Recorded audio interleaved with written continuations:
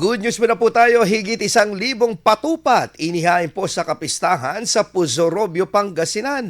Ikwento mo ang good news na yan, Idol Tita Ronnie.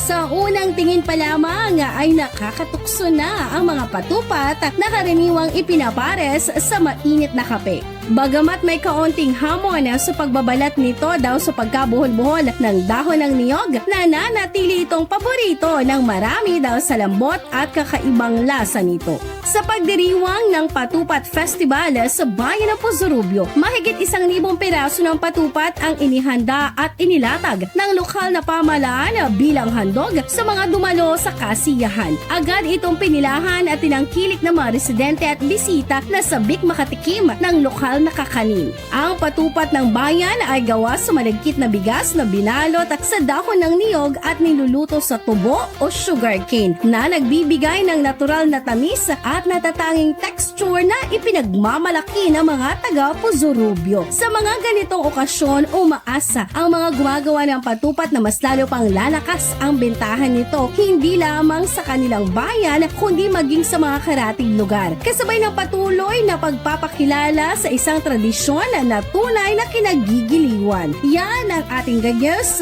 for today. Ako si Idol Tita Ronnie Tatak, IFM.